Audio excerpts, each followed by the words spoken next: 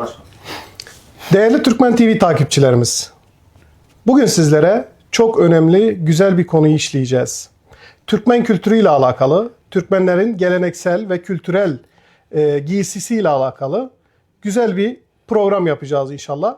Yanımızda tabii ki Türkmen kültürüne çok büyük emekleri olan, Türkmen kültürünü adeta tekrar yaşatan, canlandıran Türkmen kültürü elçimiz Adil Şan var. Şimdi mikrofonu kendisine vereceğiz. Sayın Adil Şan, kısaca bize ilk önce tabii ki kıyafetlere geçmeden önce Türkmen tarihinden bize kısaca bahsedebilir misiniz? Evet, öncelikle Türkmen TV'ye teşekkür ederim. Bu imkanı bize sağladı, kültürümüzü yaşattığı için sağ olsunlar. Efendim ben öncelikle konuya başlamadan önce bu mekanla ilgili kısa bir bilgi vermek isterim. Burası Gaziantep Büyükşehir Belediyesi Kültür AŞ bünyesinde barak odamız.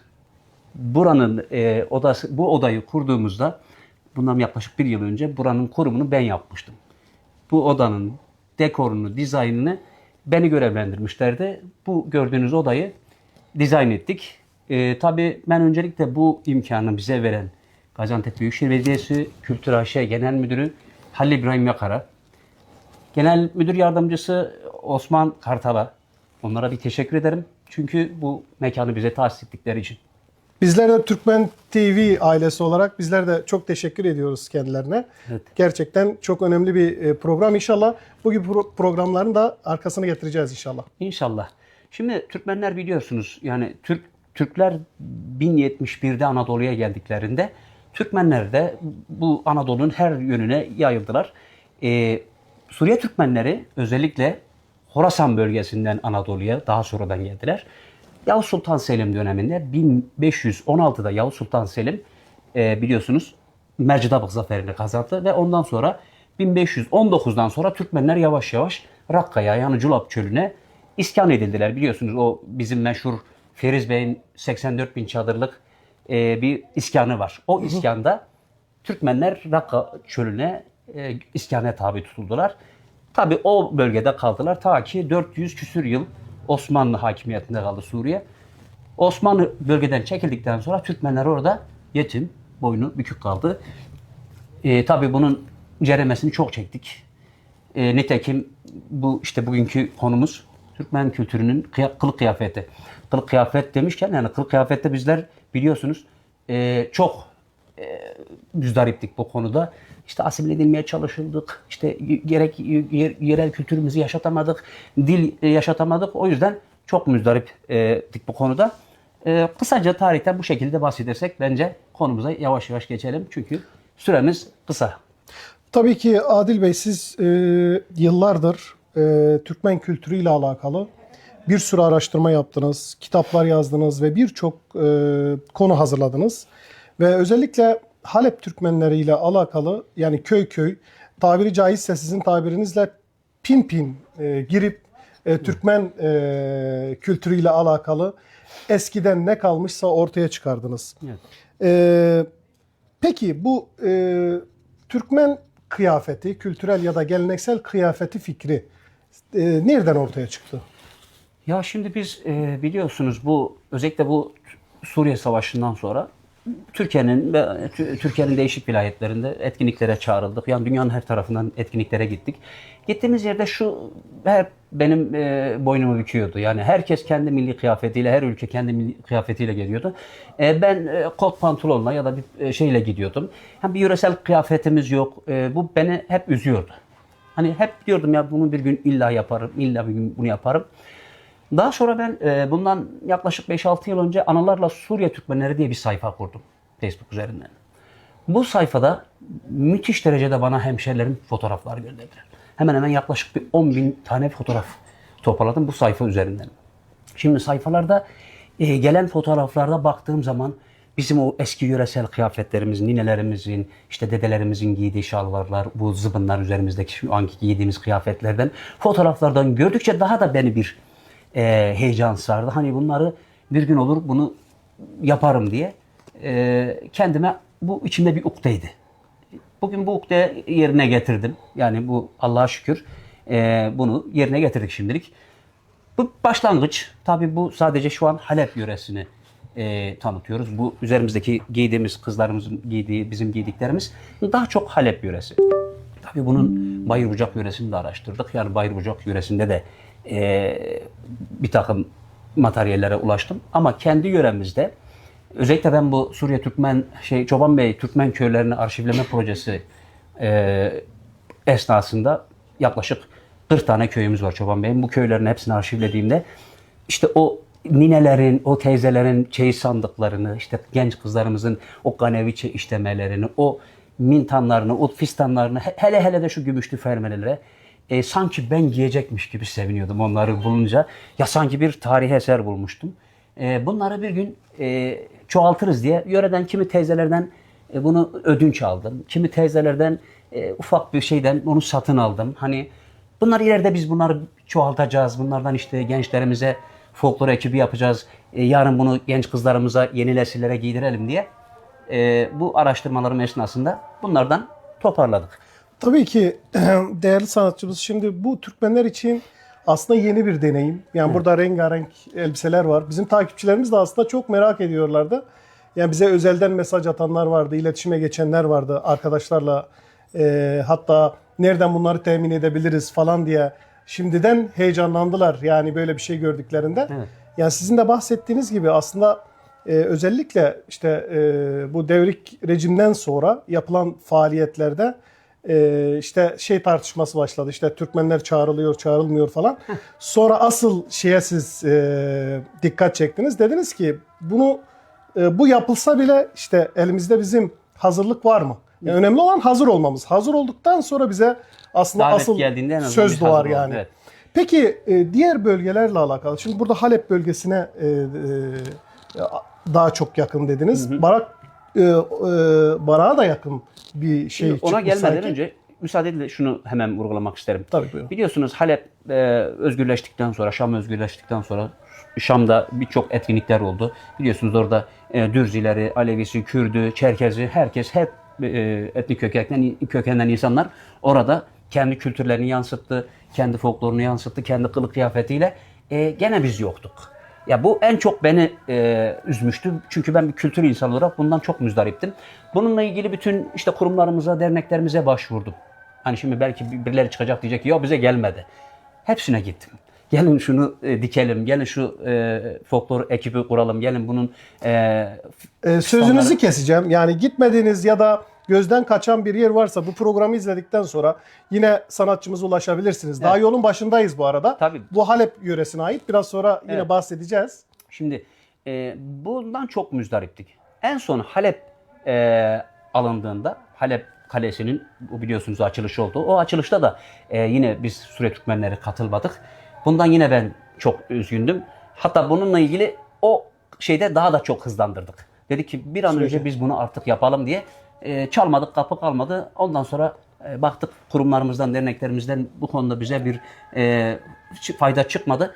O zaman bölgedeki iş adamlarımıza, hayırsever iş adamlarımıza başvurduk. Dedi ki bizim kültürümüzü yaşatmamız için bu şeyi yapmamız lazım. Bu elbiseleri diktirmemiz lazım. Sağ olsunlar onlar da bize destek verdiler. Yaptık. Şimdi gelelim bu Halep yöresi. Evet bu daha çok Halep yöresi. Ama yani şimdi şu barakla benzerliği evet şu fistanımızın bu bölgede ismi Üç Etek Barak yöresinde. Şimdi biz baraklardan emme oluyor. Beraber gittik. Beraber Rakka çöllerine geldik. Akraba. Sınırın bu tarafı, Sınır diğer geldi. tarafıyla. Aynen. Baraklar burada kaldı. Biz orada kaldık. Şimdi Üç Etek Barak yöresinde de evet Gaziantep'in köylük yöresinde giyilir ama bizim yöremizde de buna şal kumaş derler. Şunu şöyle alayım Nisa. Bu şal kumaş. Biliyorsunuz bu bizim yörede buna şal kumaş derik. Bu zıbını altta köynegi var. Bu da önlügü. Şu bizim normal... Bu arada bunu oraya geçmeden önce bu özellikle bu elbise az önce bizim teknik ekipten birisi dedi ki ya kendisi Rasulayn Türkmenlerinden dedi ki benim nenem dedi bunun aynısını giyerdi. Yani çünkü o yörede bunun her çeşidi vardı, her renkleri vardı. Araplar mesela daha çok mor renkleri, koyu renkleri giyerlerdi. Bizim Türkmenler daha açık renkler giyerdi. Şu mesela bizim tekşüflü fistanımız, genç kızlarımızın giydiği tekşüflü fistan. Halep yöresinde de var, Bayırbucak yöresinde de var. peki Adil Bey şimdi mesela aralarında fark nedir? Bir de onu sormak lazım. Mesela hani bazı kültürlerde görüyoruz. Evliyse şöyle giyer. Kemeri evliyse giyer. Ya da yani böyle bir adetler var mıydı? Tabii. Ya da rengine göre kadın evli mi, evli değil mi kız bu düğünlerde? O ince detayları yoktu ama şöyle vardı. Mesela genç kızlarımızın giydiği daha çok sidra genç kızımız bu şekilde düğünlere çıkardı. Bu şekilde giyinirdi. Bayramda, seyranda, düğünde, dernekte bu şekilde giyinirdi. Hemen geçmişken konuyu da hemen tamamlayayım. Tekşüflü fistan bunun ismi. Yeri bunun kadife. Biz muhmel derik eski dilde. Muhmel kadife. Şu üzerindeki tellerde işleme ona tekşüf derler. Tekşüflü fistan olur. Gümüş kemeri olur. Gümüş kemeri olur. Başındaki boncuklu yağlı bakın aynı yine mavi renkte. Kameramanımızdan rica ediyorum. Yani anlattığı yerde kızlarımızı çekerseniz. Onu başındaki yağlığı da merkezet yağlık ama boncuklu yağlık derler de buna hanımlar. Buradaki dediğim gibi şal fistan zıbın üzerinde altta köynek var. Önlüğü var, başında Ahmediye var. Ve başına eskiden tozak koyarlardı. Bir de gül koyarlardı, çiçek koyarlardı. Kızlar davula çıkarken. Şimdi şu kızımız tam bir davula çıkacak kız vaziyetinde giyinmiş, tozzağı koymuş, efendime söyleyeyim gülü takmış, davula çıkacak vaziyette. Bunun Peki ben de merak ettiğim için söylüyorum. Ahmediye neden adı böyle? Şimdi esas adı bunun Ahmediye değil, Hamidiye. Hamidiye. Şimdi bak Abdülhamid Han'dan geliyor ismi. Cennet mekan. Şimdi Araplar buna Hamidiye der. Şimdi mesela bunun gidin Halep'te ustaları vardı. Bunu yapan Halep'te kapalı çarşı, Midine çarşısında bir usta vardı. Bu savaşta onun da dükkanı yıkılmış. Bir daha da yapan kalmamış. Ahmediye ipekten yapılır. Ahmediye'nin bir de şöyle bir detayı vardır. Ahmediye'nin orijinali ipekten yapıldığı için şu yüzükten hanımlar alırken yüzüğün içinden şöyle geçirirler. Yüzüğün içinden eğer geçtiyse tamam bu hakiki, buna orijinal. Bu asli mı der. Eğer adam asli deyip de asli değilse yüzükten geçirir. Tamam. Yüzükten geçerse o testi geçti. Enteresan. Şimdi bu turuncu renkte olur Ahmediye.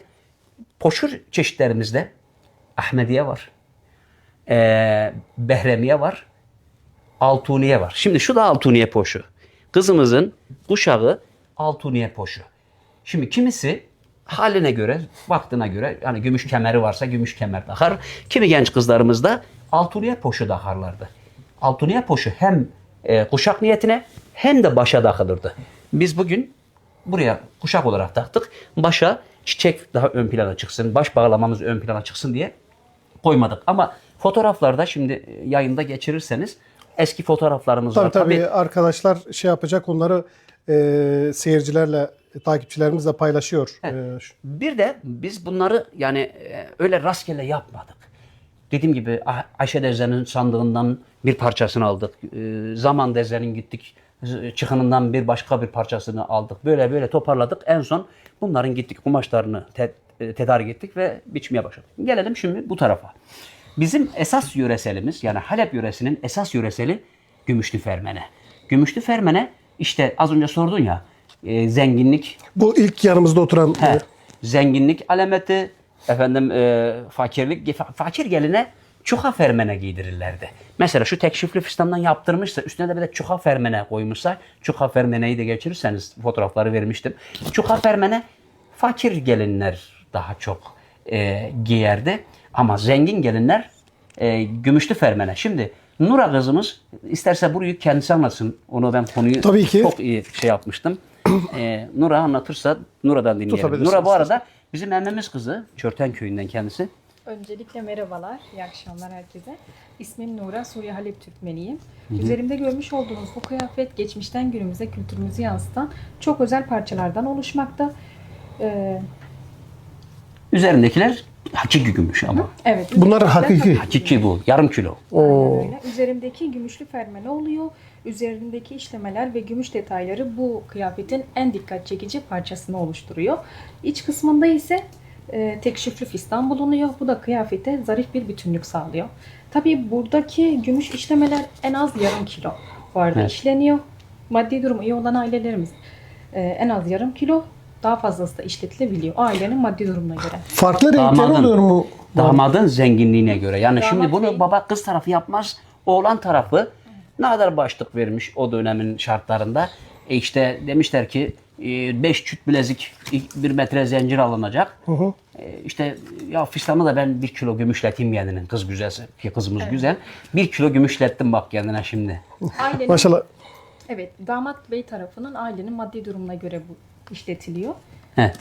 Peki bunların farklı renkleri oluyor mu yoksa Ona da şimdi anlatsın.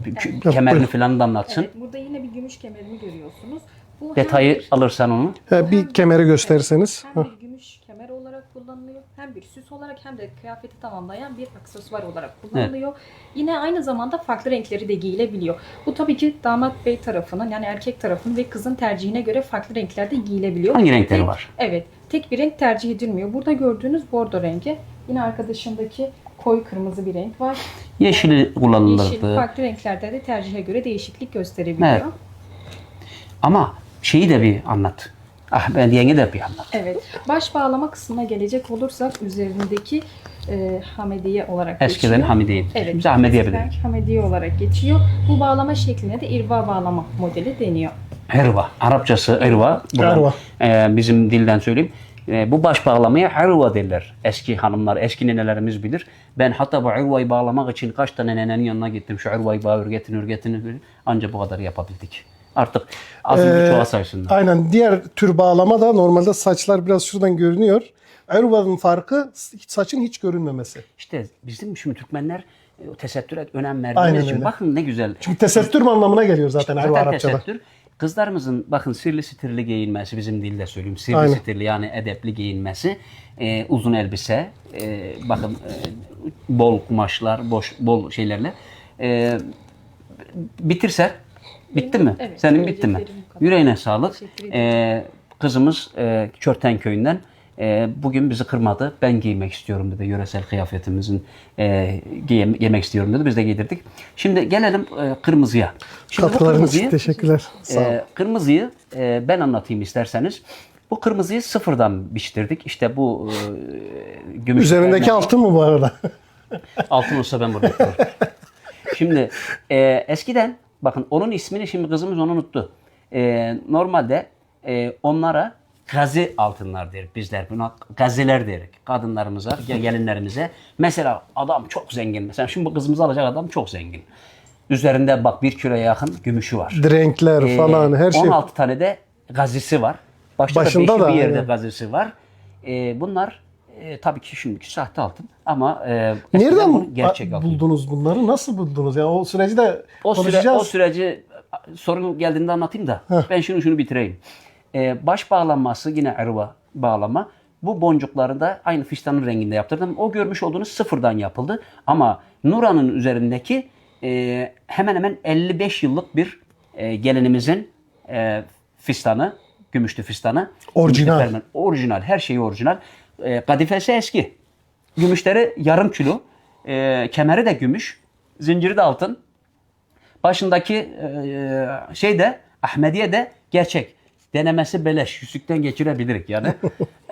Bu şekilde. Evet, teşekkür ederiz. Farklı renklerimiz de var ha. Bak Tabii. birkaç tane daha var.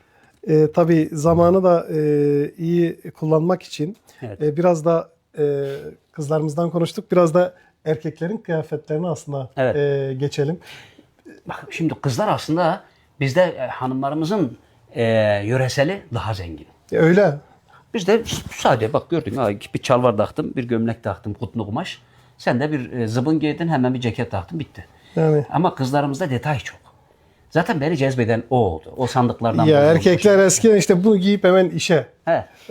Şimdi Gidiyorlar. erkeklere gelirsek Murtazacığım. Şimdi seninle başlayalım. İlk önce senden başlayalım. Şimdi bu gördüğünüz kumaşın ismi kutlu kumaşı. Gaziantep'te ve Halep'te üretilir. Dünyada sadece Gaziantep ve Halep'te üretilir. Eskiden sadece Halep'te üretilirdi. Ne zaman Gaziantep Halep'e bağlı bir köydü. Halep Antep şehir olunca Antep'te de tabii ustaları var. Günümüze kadar Antep'te Kutlu pamuktan mı geliyor ismi? Kutun zaten Kutundan kutundan geliyor. geliyor. Kutlu kumaş. Araplar buna saya derler. Say diyorlar buna Araplar bu kumaşa. Şu çizgilerinden dolayı da bu kumaşın ismi mukallem. Araplar ona mukallem diyorlar. Çizgili kumaş. Yöremizde bunun daha çok Beyaz rengi. Sidracığım şunu uzatır mısın canım? Bunun şu rengini daha çok tercih ederlerdi. Ben 2 tane diktirdim. Hani olur da bu renkte giymek isterik, bu renkte de giymek isterik diye bu şekilde ikisine. Bu şu renk bölgemizde, yöremizde daha çok tercih edilen. Buna şey deriz biz, zıbın. Zıbının üstüne bir ceket olur. Biz ne deriz? Sako deriz. Üstüne bir sako olur. Ondan sonra altta bir yarım yakası olur. Maşallah sen kilolu olduğun için Yarım yaka gelmedi bana. Sana gelmedi. Yarım yakayı indirdik. Normalde detaylarda ben fotoğraflarda var. Yarım yakada olur. O yarım yakanın bir de saati olur şöyle. Ha işte bir saattir oynuyorum ben bu saatle. Hoşuma gitti. O saati bile bakın detaydır. Orijinal gittim aldım. Elbap'ta buldum.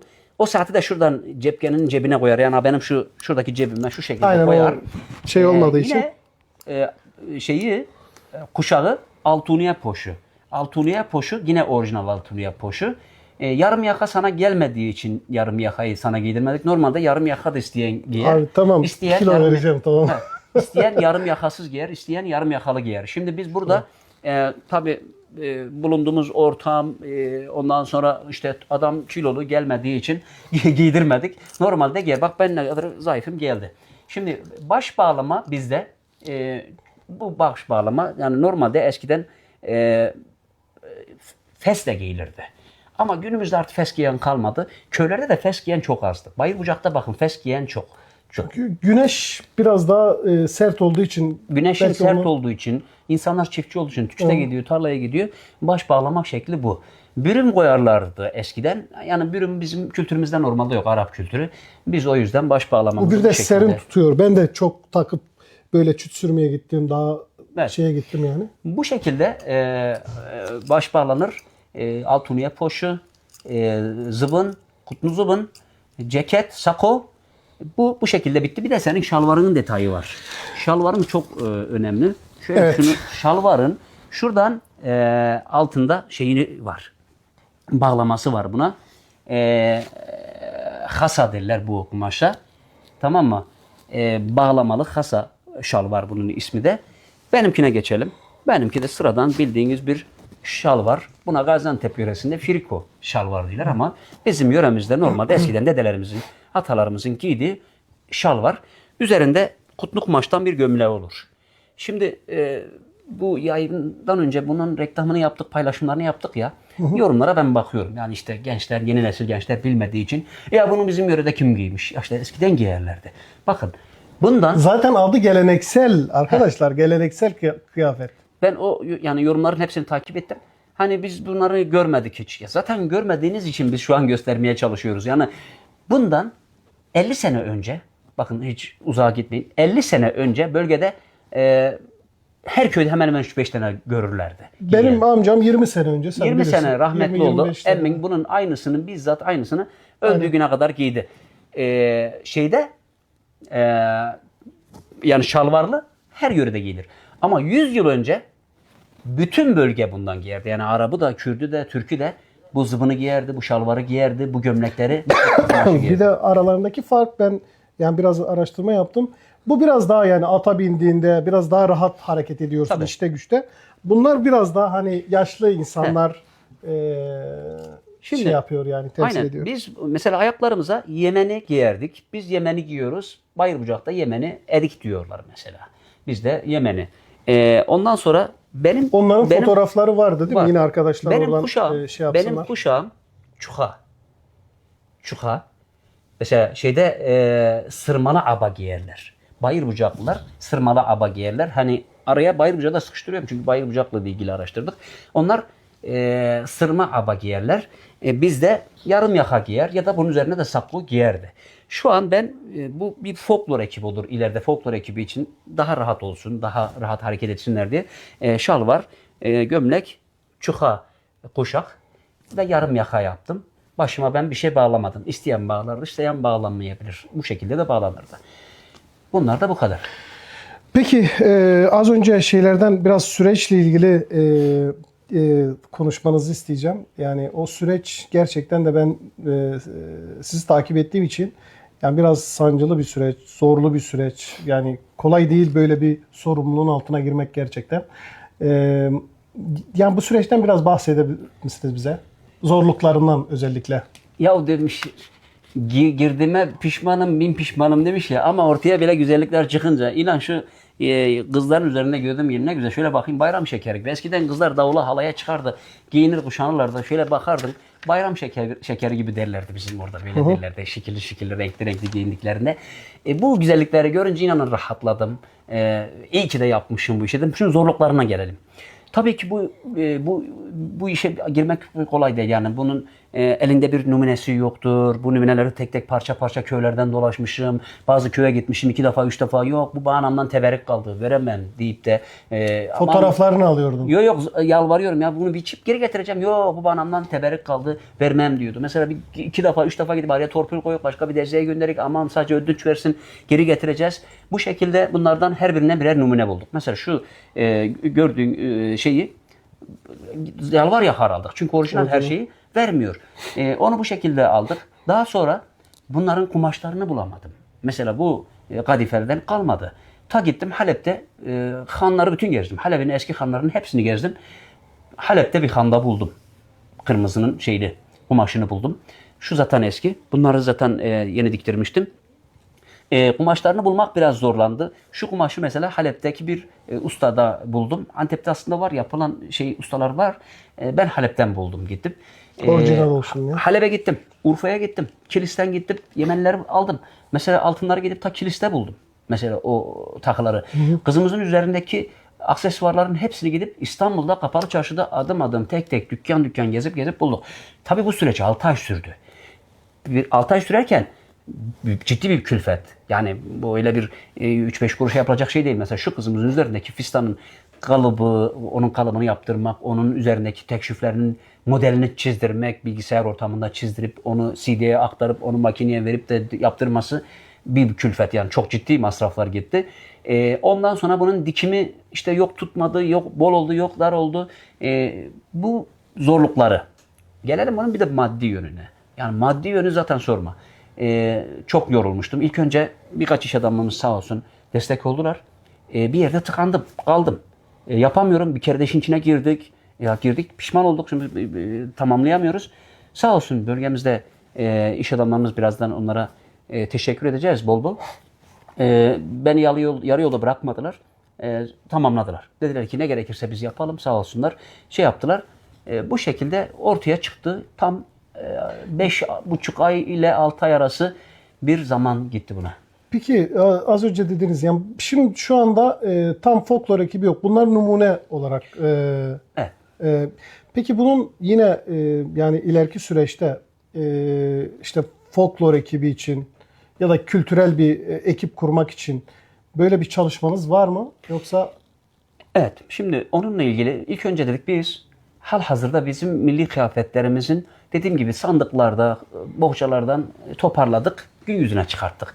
Bugün bunu artık gün yüzüne çıkarttık. Şimdi kızlarımız giydiler, bunu gösterdik. Tabii bunun folklor ekibi olması için kurumlarımız var, derneklerimiz var, federasyonumuz var, meclisimiz var, yerel meclislerimiz var.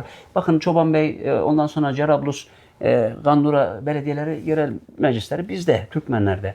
Bizim halhazırda meclis var, yeni seçimi oldu. Onun dışında kurum derneklerimiz var, dernekler federasyonumuz var. Bu iş artık onların. Ben Adilşan olarak bu fistanları bu şekilde gün yüzüne çıkarttım ve derledim, topladım, diktim. Numareleri hazırladım. Benim üzerime düşen bu. Tabii ki folklor ekibi kurulduğu zaman her türlü yardıma, desteğe de ben hazırım. Ben bir folklorcu değilim. Belki onlara ben halay sektiremem, belki bir halay öğretemem. Onun da ustası vardır. Onun da bir öğretmeni vardır. Öğretir. Bizler de onlara kılık kıyafet konusunda destek oluruz. Dikim konusunda destek oluruz. Tabii bu numuneler bende duracak. Bunların üçü, daha da bundan başka renkleri de var. Bende duracak. İsteyen bu numunelere bize ulaşacak. Tabii kurumlar. Bundan diktirecek. Mesela dernekler ya da federasyon ya da meclislerimiz diyecekler ki ya Adilşan bunun sen tanıtımını yapmıştın. Bunların sende kalıpları var. Bunların sende numuneleri var. Numunelerini alalım biz de yapalım diyecekler. Biz de onlara numuneleri vereceğiz. Onlardan gidip yaptırabilirler. Şimdilik biz birer tane yaptırdık. İmkanımız olsaydı daha da çoğunu yaptırdık. Bir babayit çıkar, bir dernek çıkar ya da bir kurum çıkar der ki ya bunların her birinden ben 20-30 tane diktireyim. derneklere dağıtayım ya da bunu bizim folklor ekiplerimizde ben yapayım der. Biz de destek oluruz, veririz. Yani değerli takipçilerimiz, gerçekten burada gördüğünüz gibi bir saatlik bir programa sığdırmaya çalışıyoruz ama gerçekten burada bir emek var. Muazzam bir iş çıkarmış Adil Bey. Yani buradaki işin süreci aylarca sürdü. Ben biliyorum. Kendisi ara sıra şey yapıyorduk, biz kendisiyle konuşuyorduk. Çok zor süreçlerden geçti. Bizim tek temennimiz, bizi takip eden, yani bu konuda gerçekten yardımcı olmak isteyen, yani Türkmen kültürüne katkıda bulunmak isteyen arkadaşlar, numuneler Adil Bey'in yanında. İnşallah bir adım daha öteye taşır ve bunu hak ettiği yere getirirsiniz İnşallah. diyorum. Peki az önce dediniz, yani bunun aslında bir önemli ayağı da maddi şey dediniz. Evet. Yani tabii onlardan da bahsetmek istiyoruz. Yani başkalarına örnek olsun. olmaları için. Evet. Onlardan da biraz bahsedelim eğer. Ondan önce şöyle bir notlar aldım. Şimdi neler yaptırdık? İlk önce bu hemşerilerimizin, bu iş adamlarımızın desteğiyle biz neler yaptırdık? 30 kalem bir şeyler yaptırdık. Onlardan bahsetmek gerekirse. Fistan yaptırdık bir adet. Bu gümüşlü fermene için. Bir fermene yaptırdık. Bir alaca tuman yaptırdık. Tumanı da unuttuk. Alttaki hanımlarımızın, kızlarımızın giydiği tumana da alaca tuman derler. Evet. Alaca kumaştan yapıldığı için alaca tuman derlerdi. Alaca tuman vardı. Üzerindeki gazileri, işte yağlık ve işlemesi. Özellikle onun bir ablamız onu bir hafta sürdü, onu dikti bize. Annevi yemeni giyilirdi. Mesela ayaklarına giydiklerinin ismi annevi yemeni. Notlarımı almışım unutmayayım diye. Şal fistanda da zıbın var, köynek var. Bir de önlüğü var, bir de alaca tumanı var. Ahmediye yağlığı var, altuniye poşusu var, kuşak olarak koydu. Yine bir kemer de almışız, gümüş kemer. Annevi yemeni, birer adet. Ondan sonra erkek zıbında bir zıbın, bir adet sako, ceket yani, yarım yaka sana gelmeyen. Bir de, dakikada bir senin kilona vuruyorum ben şeyi. Balaklı ahtuman, işte az önceki balaklı ahtumanı giydi. Bir de semniye yağlık, başımdaki semniye yağlık. Altuniye kuşak bağladığımız annevi yemenisi var. Cep saati var. Bir de benim üzerimdeki şalvar. Bu şalvara triko şalvar. Bir gömlek, bir çuha kuşak, yarım yaka yaptık. Bir de adet yemeni, toplam 30 kalem şey yaptırdık. Tabii bunlarla ilgili bize destek olan hemşerilerimizin adlarını zikretmek gerekirse. Lütfen. Başta Laşlı köyünden iş adamımız, her zaman her fırsatta yardımımıza koşan, bir dara düştüğümüzde alo dediğimizde hiç bizi kırmayan Muhammed Ganim. Allah yanına kesesine bereket. İlk destek verenlerden. Allah razı Muhammed olsun. Ganim. Bizim Türkmen TV'ye de tek destek veren Evet, kişiydi. buradan selam olsun. Muhammed Galim her zaman her telefonumuzda koşar. Yine çaresiz kaldığımız zaman Cuma Selim Kocalı köyünden Cuma Selim Emmimizoğlu iş adamımız İstanbul'da sağ olsun her türlü her zaman bize destek olur. Onun sayesinde Adil Şam'ın, bakın Cuma Selim'in ayrı bir yeri var bende. Benim Türkmen kültürüne ilk başladığım yıllarda ilk ekipmanlarımı filanlarımı Cuma Selim almıştı. Ona her zaman borçluyum. Ona da teşekkür ederim. Çok güzel bize destek oldu. Yusuf Salih benim eskiden ustamdı. Karaköprü programda köyünde. da görmüştüm. Karaköprü köyünde benim eskiden ustamdı Yusuf Salih. Yusuf Salih da işte sıkışınca artık bir yerde tıkandık kaldık. Yusuf ustam dedik, böyle böyle bir projemiz var. Ne kadar gerekse rakam verdi. Adam sağ olsun bütün üzlerini tamamladı.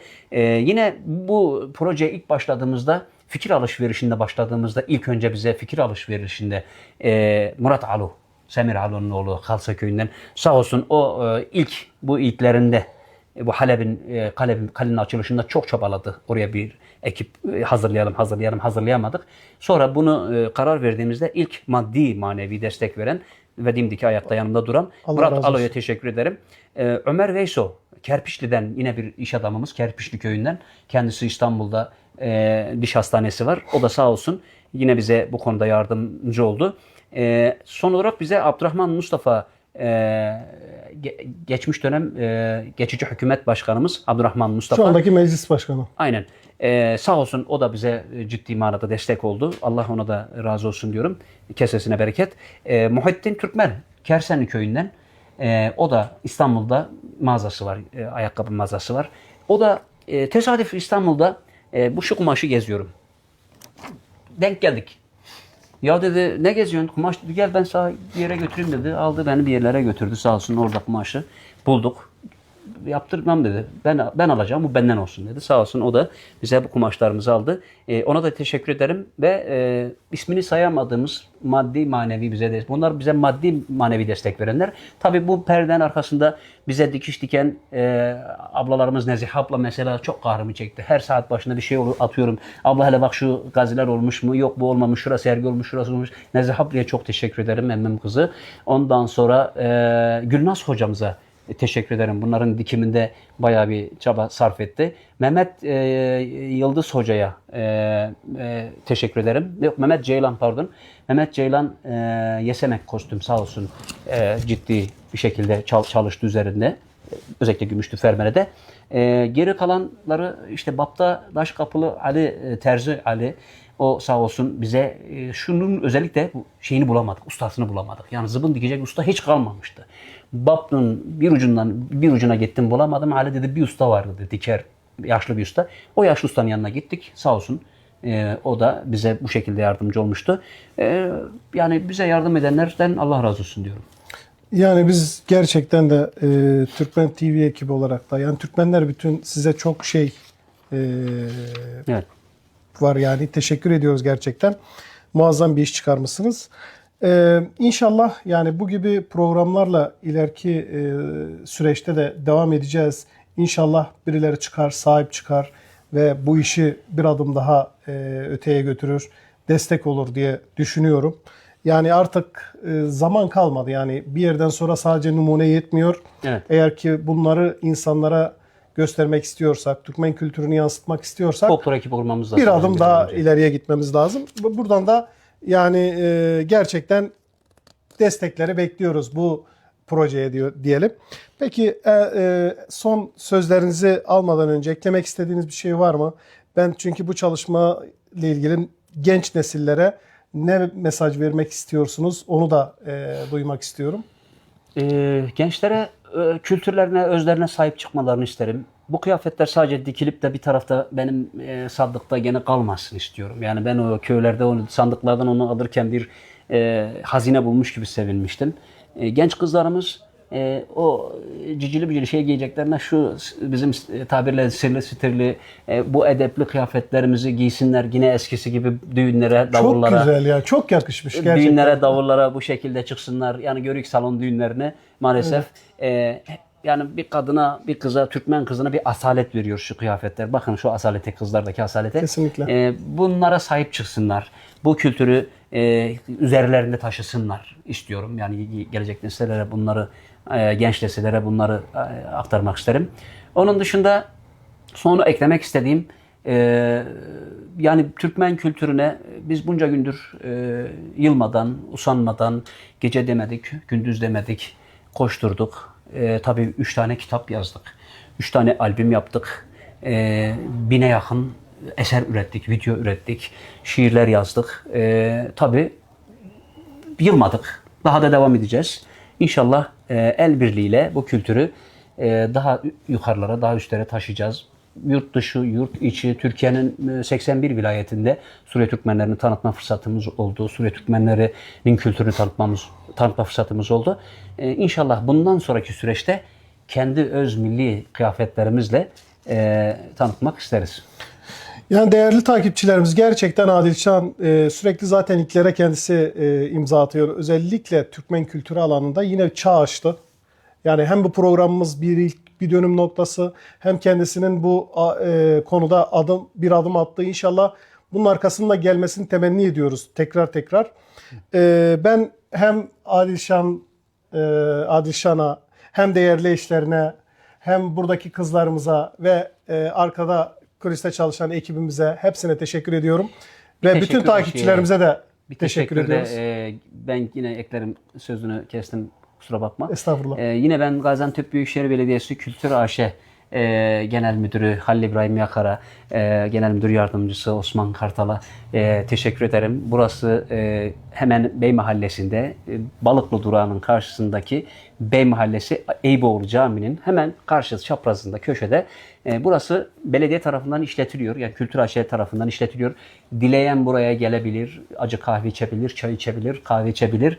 Burada sohbet edebilir, bizim gibi çekim yapabilir. Burası bütün sadece Baraklıların ve Türkmenlerin değil, bütün Gaziantep'lerin, bütün hemşerilerimizin, soydaşlarımızın emrinde gelip burayı kullanabilirler. Onlara da teşekkür ederim. Kesinlikle biz de teşekkür ediyoruz. Hatta müdür bey buraya geldi. Allah razı olsun. Çok da beğendi elbiseleri. Fotoğraf çekti hatta. Dedi istediğiniz zaman da Adilşan bizim için çok kıymetli. Adilşan ne zaman isterse burası Türkmen kardeşlerimiz istediği zaman kullanabilir dedi. Allah razı olsun sizden de. Şimdi kapanışı yapacağız. Değerli takipçilerimize de teşekkür ediyoruz. Eğer şeyiniz varsa bir şiirle kapatalım diyorum ben. Sizin zaten şairliğiniz de var. Eğer mümkünse bir şiirle kapatalım Öyle bir hazırlıksız yayınımızı. yakalattın ki beni şimdi. Zaten şöyle bir şey oluyor. Bazen diyorlar hazırlıyor musunuz bilmem ne. Ya hazırlasam bile bazen yani hazırlıksız gidiyoruz. Hemen açayım o zaman. Yayında. Şu direkt karşıma geldi. Bir maniyle bitirelim ya. Dambaşı manileri. Olur o da olur. Dambaşı Yani manileri. farklı bir şey olsun sonunda Tabii, diyelim. şeyde de pazartesi günü yine bir programımız olacak.